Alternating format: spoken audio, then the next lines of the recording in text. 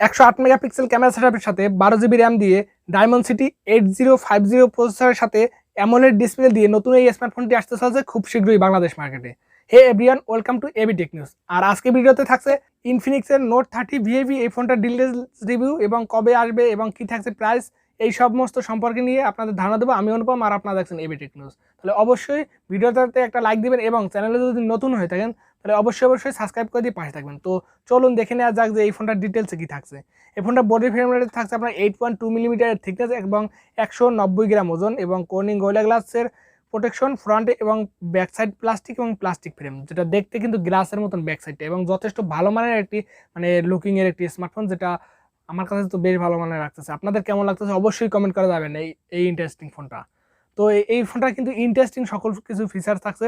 তো চলুন দেখে নেওয়া যাক যে নেক্সটে কি থাকছে। এর ডিসপ্লে হিসেবে থাকছে অ্যামোলেড টাচ স্ক্রিন, যেটা আপনার 6.67 ইঞ্চির একটি ডিসপ্লে, যেটা 87.0% স্ক্রিন টু বডি রেশিও একটি ডিসপ্লে, যেটা কার্ভ থাকছে, হালকা কার্ভ। তো হালকা কার্ভ ডিসপ্লের সাথে আসতে চলছে কিন্তু বেশ ভালো মানের। এবং যেখানে রেজুলেশন হিসেবে থাকছে 1000x2400 পিক্সেল এবং 9 অ্যাসপেক্ট রেশিও 395 পিপি ডেন্সিটির একটি ডিসপ্লে, যেটা 120 হার্টজ রিফ্রেশ রেটের একটি ডিসপ্লে, যাতে থাকছে 1000 নিটস পিক ব্রাইটনেস। তো কিন্তু বেশ ভালো মানের ডিসপ্লেতে চলছে। এই ডিসপ্লেটা যদি দেখা যায় যে অ্যামোলেড ডিসপ্লে, বেশ বড় মানের সাইজ থাকছে এবং আপনার 120 হার্টজ রিফ্রেশ রেট থাকছে। তো বেশ ভালো মানের এখানে আপনার কার্ভ ডিসপ্লে হচ্ছে এখানে। তো বেশ ভালো মানের এবং ইন্টারেস্টিং কিন্তু ডিসপ্লেটা। তো এই ডিসপ্লে নিয়ে কমপ্লেন নেই, তবে এখানে HDR10+ এর সাপোর্ট দেওয়া কিন্তু উচিত ছিল। এছাড়াও পিক ব্রাইটনেসটা একটু বেশি হলে ভালো হতো।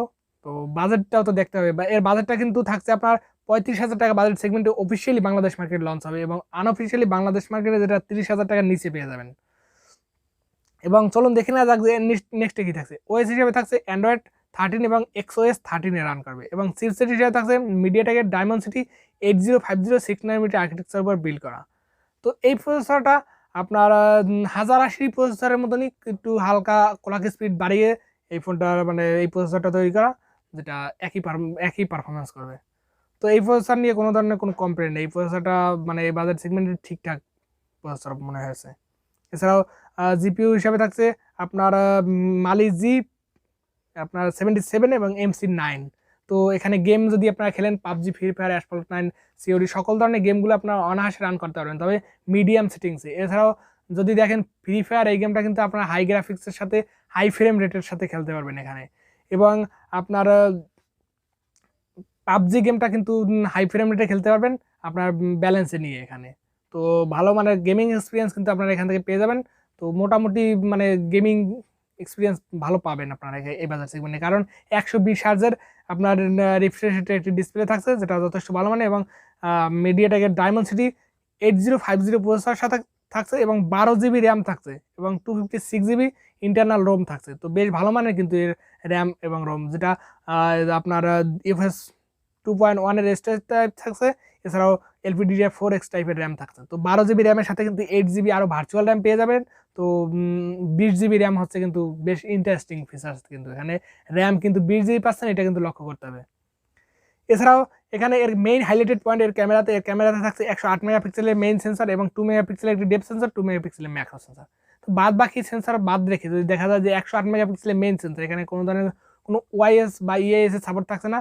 তো শুধুমাত্র 108 মেগাপিক্সেলের ক্যামেরা, যেটা এই বাজেট সেগমেন্টে পিকচারের ক্ষেত্রে আপনারা বেশ ভালো মানের পিকচার এখান থেকে পেয়ে যাবেন।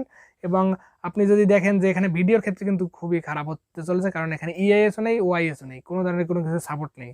তো ক্যামেরা এমনিতে বেশ ভালো মানের, এখান থেকে সোশ্যাল মিডিয়া আপলোড করার জন্য রেডি ফটো আপনারা অবশ্যই পেয়ে যাবেন। তো এই বাজেট সেগমেন্টে আর 5টা ফোনকে অফিসিয়াল মার্কেটে হুবহু বিট করতে পারবে, কিন্তু আনঅফিসিয়াল মার্কেটে গেলে হয়তো একটু হিমশিম খেয়ে যেতে পারে, কারণ এই বাজেট সেগমেন্টে শাওমির অনেক ফোন রয়েছে, যেটা আপনার ক্যামেরার জন্য বেশ ভালো মানের ফিচার্স রয়েছে এখানে। তো যদি আপনারা দেখেন যে মেগাপিক্সেলের মামলা কিন্তু 108 মেগাপিক্সেলের ক্যামেরা সাপোর্টটা পাচ্ছেন, এখানে কিন্তু সেই একটা প্লাস পয়েন্ট থাকতে পারে আপনাদের জন্য। এছাড়াও 32 মেগাপিক্সেলের সেলফি ক্যামেরা রয়েছে, যেটাও যথেষ্ট ভালো মানের এবং যার পিকচার কোয়ালিটিও যথেষ্ট ভালো মানের পেয়ে যাবেন এবং ডিটেলসের কোনো ঘাটতি পাবেন না 32 মেগাপিক্সেল যেহেতু।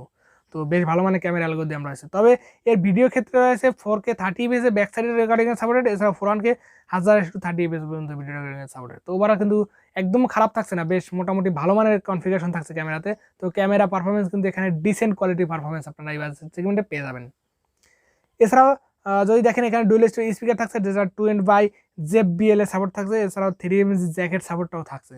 তো বেশ মানে সাউন্ড কোয়ালিটির দিক থেকে কিন্তু বেশ ভালো মানের। এর সাউন্ড নিয়ে কোনো ধরনের কোনো আপনাদের কোনো মানে সমস্যা ভুগতে হবে না, সাউন্ড কোয়ালিটি বেশ ভালো মানের পেয়ে যাবেন, তো শুনে মুগ্ধ হবেন। এছাড়াও যদি দেখেন ওয়াইফাই 6 এর সাপোর্ট থাকছে, ডুয়াল ব্যান্ডের হটস্পটের সাপোর্ট থাকছে, ব্লুটুথের 5.2 এর সাপোর্ট থাকছে, জিপিএস, NFC এবং USB Type-C পোর্ট, OTG সাপোর্ট থাকছে। এছাড়াও ফিঙ্গারপ্রিন্ট সেন্সর থাকছে, যেটা under display optical fingerprint sensor, এবং সকল ধরনের সেন্সর এখান থেকে আপনার পেয়ে যাবেন। Proximity sensor, gyroscope sensor, compass sensor, সকল লাইডার সেন্সর, সকল ধরনের সেন্সর কিন্তু এখান থেকে পেয়ে যাবেন। তো গেমিং ক্ষেত্রে কিন্তু ভালো হবে। এছাড়াও আপনার ফোন ইউজার এক্সপিরিয়েন্সের জন্য কিন্তু ভালো হতে চলছে মোটামুটি। এছাড়াও এই ফোনটা যদি দেখেন যে এর ব্যাকআপ হিসেবে থাকছে লিথিয়াম পলিমার নন রিমুভেবল একটি আপনার 5000 mAh ব্যাটারি, আর যার সাথে থাকছে 68 ওয়াটের একটি ফাস্ট চার্জার, যেটা আপনার 30 মিনিটে 1% থেকে 80% চার্জ করে দেবে। এছাড়াও আপনার 50 ওয়াটের ওয়্যারলেস চার্জিংয়ের সাপোর্ট থাকছে, যেটা 30 মিনিটে 1% থেকে 50% করে দেবে, এবং রিভার্স চার্জিংয়ের সাপোর্ট থাকছে, যেটা 5 ওয়াটের। তো ওভারঅল কিন্তু বেশ ভালো মানের আপনার কনফিগারেশন এখান থেকে পেয়ে যাবেন। আপনারা যদি দেখেন যে ফিচার্সগুলো, যেটা আপনার ফ্ল্যাগশিপ ফোনের মতনই, তো এখানে ফ্ল্যাগশিপ ক্যাটাগরির মানে ফিল দেওয়ার চেষ্টা করেছে, তো বেশ ভালো মানে কিন্তু এখানে। তো ইনফিনিক্সকে কিন্তু এখানে ধন্যবাদ দিতে হয়, যেখানে ব্যাটারির ক্ষেত্রে কিন্তু এখানে ভালো কিছু দেওয়ার চেষ্টা করেছে, ওয়্যারলেস চার্জিংয়ের সাপোর্ট পর্যন্ত দিয়েছে। এছাড়াও এর কালার হিসেবে থাকছে ম্যাজিক ব্ল্যাক এবং হোয়াইট এবং র্যাকিং এডিশন। তো 3টা কালার ভেরিয়েন্টে আসতে চলছে, যেটা খুব শীঘ্রই 12 ও আপনার 256 GB ভেরিয়েন্ট লঞ্চ করা হবে অফিসিয়ালি বাংলাদেশ মার্কেটে, যার প্রাইস হতে পারে কিন্তু আপনাদের আগেই বলছি 35K এর আশেপাশে। তো 35K এর আশেপাশে যদি দেখেন যে আপনার 12 to 56 GB র্যাম ভেরিয়েন্টে কিন্তু কোনো ফোন আসছে না এই বাজার সেগমেন্টে। তো সেইখানে কিন্তু একটা প্লাস পয়েন্ট, এবং 120 হার্জের অ্যামোলেড ডিসপ্লে পাচ্ছেন, আপনার 108 মেগাপিক্সেলের ক্যামেরা সেটআপ পাচ্ছেন, যেটা অ্যাজ ইউজুয়াল ঠিকঠাক পারফরমেন্স করতেছে। তো ওভারঅল যদি আপনি মোটামুটি একটি বেশ ভালো মানের ফোন চেয়ে থাকেন, তো এই ফোনটা আপনার জন্য হতে পারে। এছাড়াও যদি আপনি ইনফিনিক্সের ফোনই পছন্দ করেন, তাহলে এই ফোনটা কিন্তু আপনার জন্য হতে পারে।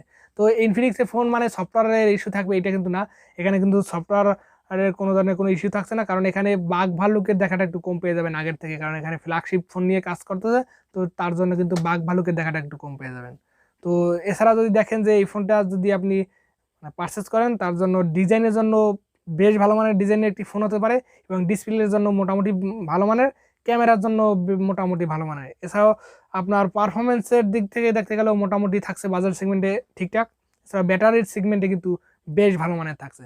তো এই ছিল আমার পার্সোনাল অপিনিয়ন। আপনাদের কেমন লাগলো অবশ্যই কমেন্ট করে জানাবেন। এছাড়াও কত টাকা প্রাইস সেগমেন্টে এই ফোনটি যদি আপনি পান তাহলে পারচেস করবেন, তো অবশ্যই কমেন্ট করে জানাবেন, এবং নেক্সটে কোন ফোনের রিভিউ দেখতে চান সেটা অবশ্যই কমেন্ট করে জানাবেন। তো দেখা হচ্ছে নেক্সট ভিডিওতে। সবাই ভালো থাকবেন, সুস্থ থাকবেন।